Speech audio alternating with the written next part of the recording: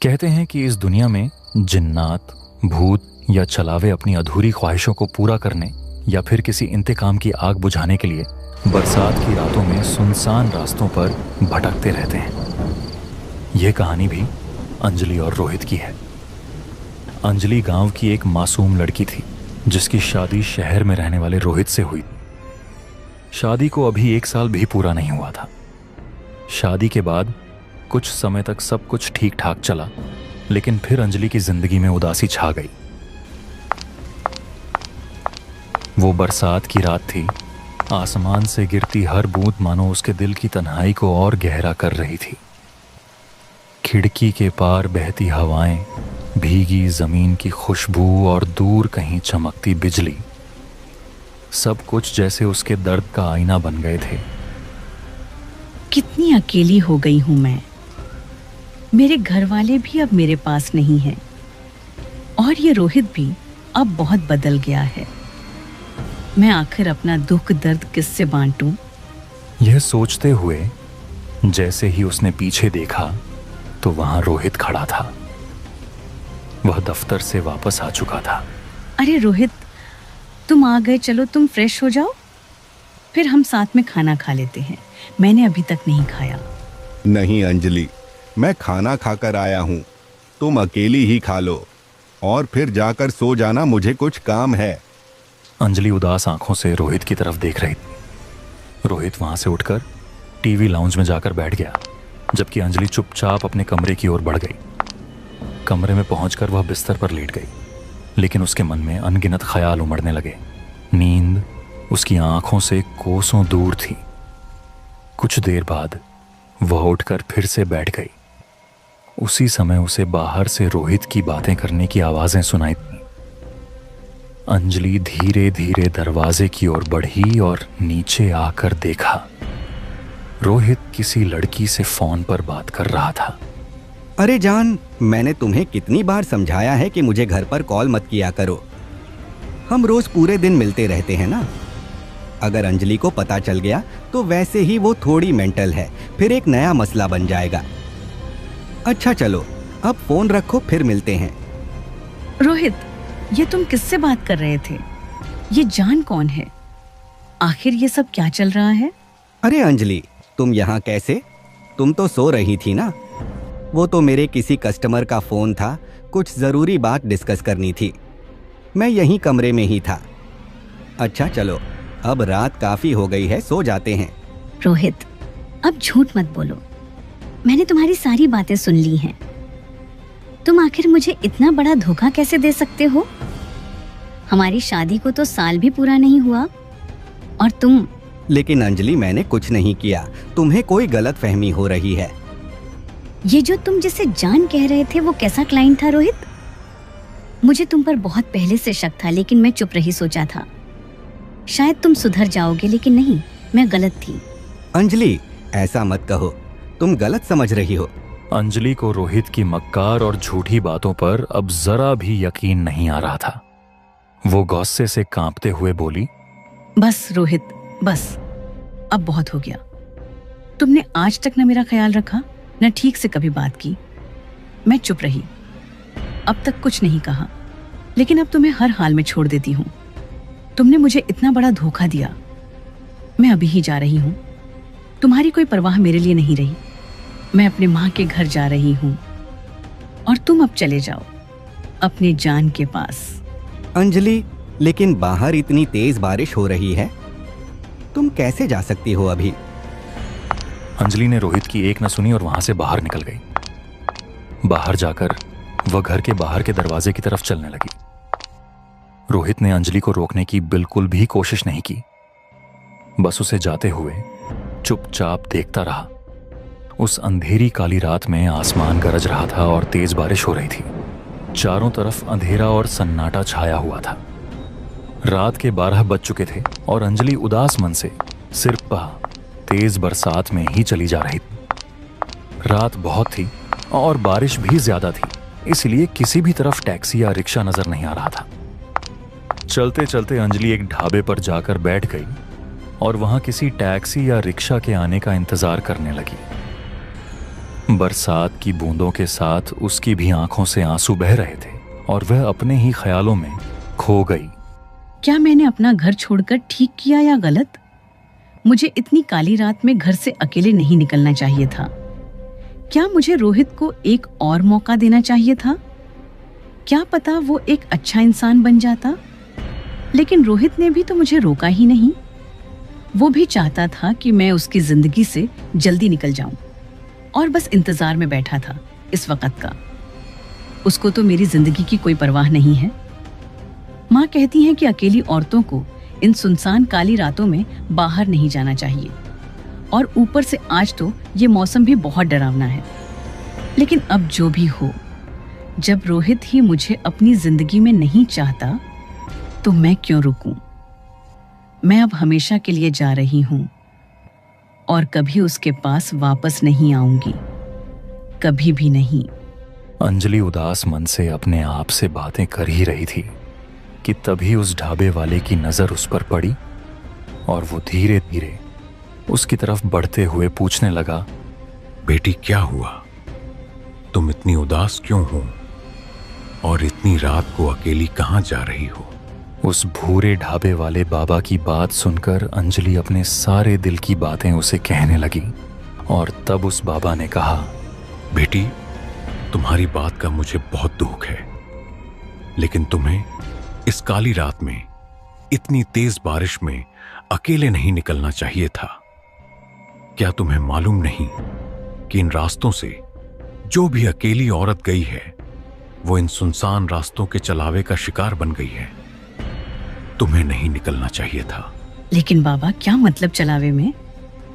रोहित तो इन बातों पर बिल्कुल भी यकीन नहीं करता था और मुझे अब हर हाल में अपने माँ के घर जाना है, इसलिए मुझे अभी जाना होगा। नहीं बेटी, चलावे होते हैं और इस काली बरसाती रात में तो उनका खतरा और भी ज्यादा होता है, इसलिए अभी मत जाओ। बारिश रुक जाए फिर चली जाना। नहीं चाचा, मैं नहीं रुक सकती, मुझे अभी जाना होगा। मेरी माँ भी परेशान हो रही होंगी और रास्ता भी बहुत लंबा है। मैं यहाँ और नहीं रुक सकती, मुझे अभी जाना ही होगा जरूर। अच्छा बेटी, ऐसा करो कि थोड़ा रुक जाओ, यहाँ मेरी ड्यूटी खत्म हो जाए, फिर मैं भी तुम्हारे साथ चला जाऊंगा। तुम्हें किसी टैक्सी या रिक्शे तक पहुंचाकर मैं अपने रास्ते चला जाऊंगा। लेकिन मेरी बेटी, ऐसे अकेले मत जाना। नहीं चाचा, मैं अब थोड़ी देर भी नहीं रुक सकती। मेरा दिल बहुत उदास है और जितनी जल्दी हो सके मैं अम्मा से मिलना चाहती हूँ, उन्हें गले लगाना चाहती हूँ, इसलिए मुझे जल्दी जाना है। अच्छा चलिए चाचा, मैं बस चलती हूँ।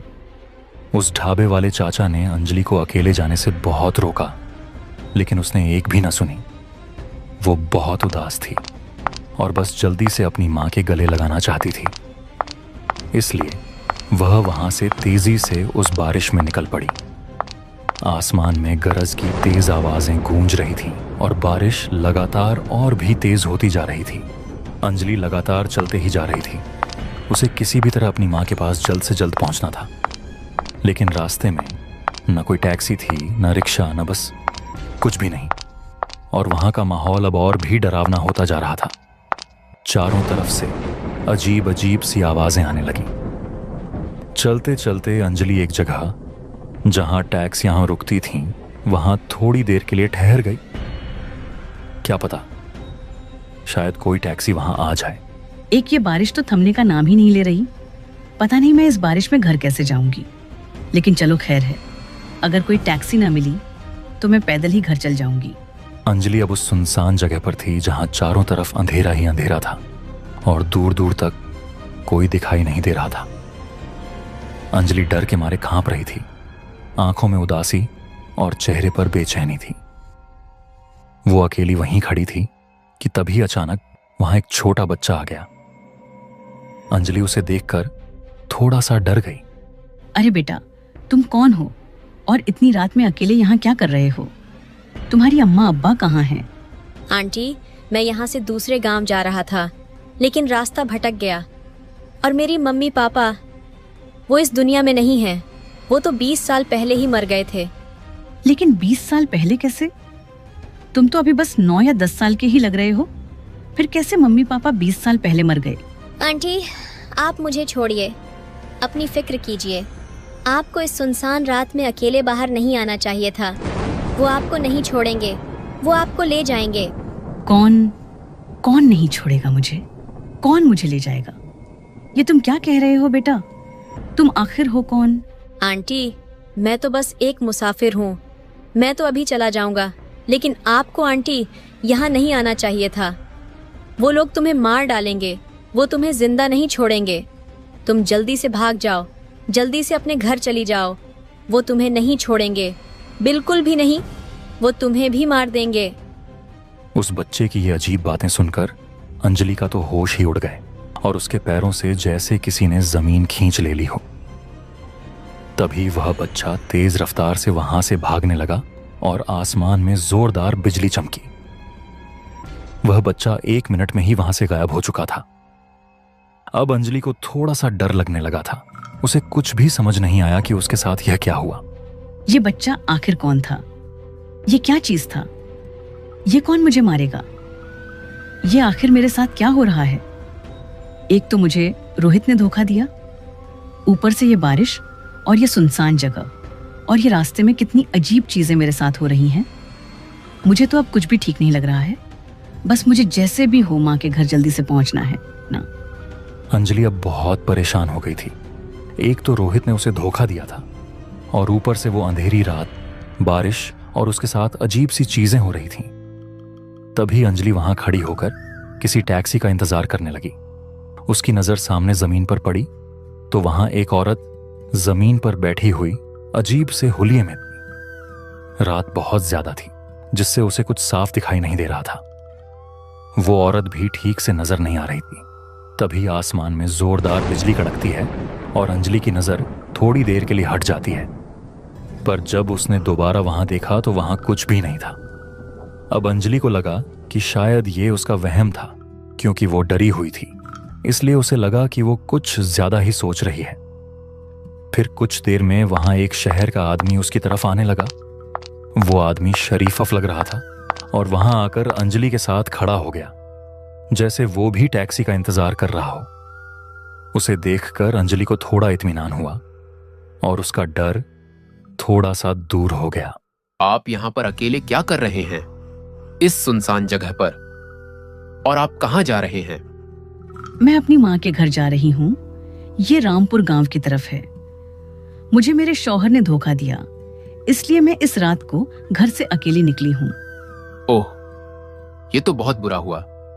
वैसे मेरा भी घर रामपुर गांव की तरफ ही है और मैं भी वहीं जा रहा था, लेकिन बारिश इतनी तेज है कि यहां कोई टैक्सी या रिक्शा नहीं मिलेगा।